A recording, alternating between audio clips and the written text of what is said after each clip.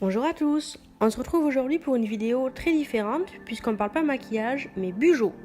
Alors le bugeot c'est le diminutif de bullet journal et pour les personnes qui ne connaissent pas c'est un carnet vierge qu'on construit au fur et à mesure et qui va jouer le rôle d'agenda, d'organiseur de tâches, de collection de listes. On y regroupe tout ce qui nous passe par la tête en fait et le vrai avantage c'est qu'on le construit nous-mêmes et donc on n'y met que ce qui nous intéresse. Je vous présente donc ici mon bugeot pour le mois d'octobre.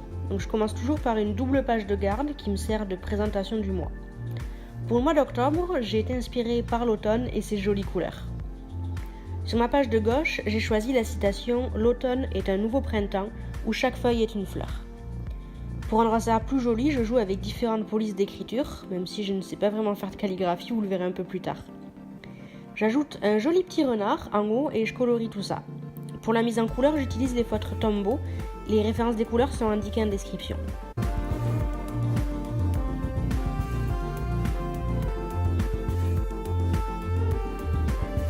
Sur la page de droite, je note tout simplement Bonjour Octobre dans une jolie police. Je me suis basée sur une police existante et au crayon à papier, j'ai préparé les mots afin de pouvoir bien les tracer.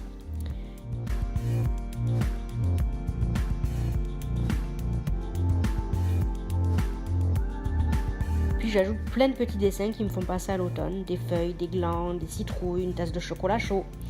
Et ensuite je viens à nouveau colorier tout ça avec les mêmes couleurs. Et ces couleurs-là, je vais les garder tout le mois, ça me sert vraiment de thème sur l'ensemble du mois en cours en fait.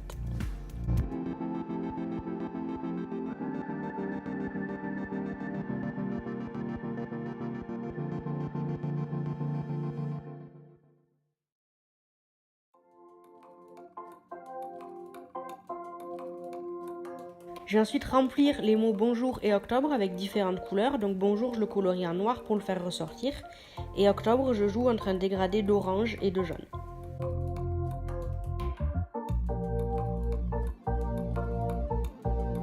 On passe ensuite à l'une des vues principales, la vue mensuelle. Là, on retrouve la partie plus agenda. Je réalise donc un calendrier sur la double page. Les carrés font 6 carreaux x 6 carreaux. Enfin, normalement, puisque vous allez le voir sur les cases du milieu, je me suis un peu ratée. Mais c'est aussi l'avantage du bugeot, c'est pas grave. Une fois que le cadre de mon calendrier est prêt, avec mon feutre orange, je viens colorier la première ligne de chacune des cases. Ça me servira à noter les numéros des jours. En haut, je rappelle le mois octobre dans une calligraphie toute fine.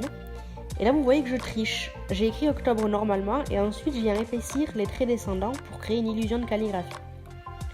Et puis, je rajoute des petits dessins qui rappellent la première page. Vous voyez que je suis pas une grande dessinatrice, alors je me contente de petits dessins vraiment simples.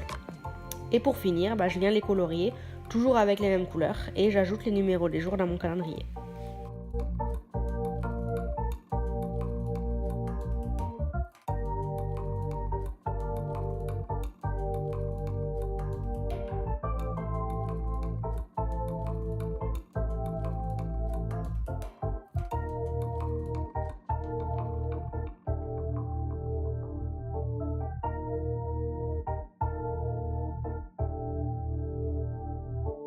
La page suivante, c'est peut-être la page que j'utilise le plus dans mon bugeot, c'est la page consacrée à mes dépenses.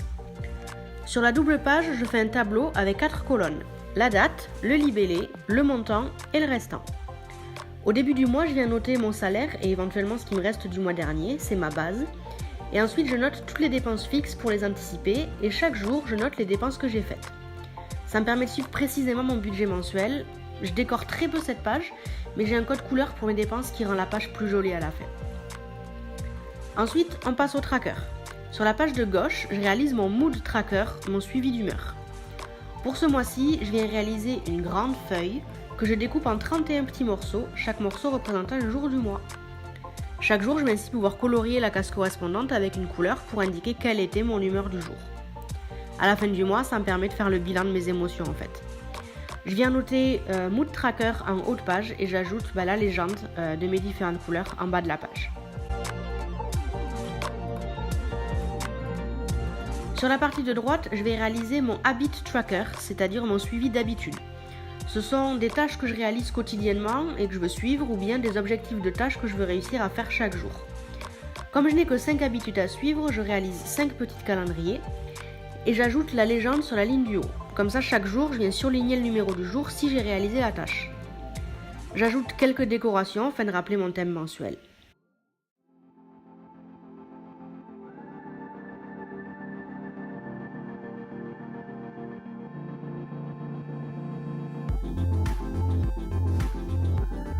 On passe ensuite à la dernière partie, c'est-à-dire la vue hebdomadaire. J'en réalise donc une par semaine, mais je vous en montre qu'une seule dans cette vidéo. Pour ça, je crée 7 carrés qui font 18 carreaux de large et 8 carreaux de haut, et qui seront les 7 jours de la semaine. À l'intérieur, je vais y noter tous les événements, rendez-vous que j'ai, mais aussi les tâches à faire chaque jour. J'ajoute une grande partie pour les notes diverses et variées, et 2 encarts supplémentaires pour ajouter une to-do list et une liste des événements de la semaine prochaine. Pour rester dans le thème, j'ajoute quelques dessins, quelques couleurs, le nom, les numéros des jours et un petit calendrier pour rappeler la vue globale.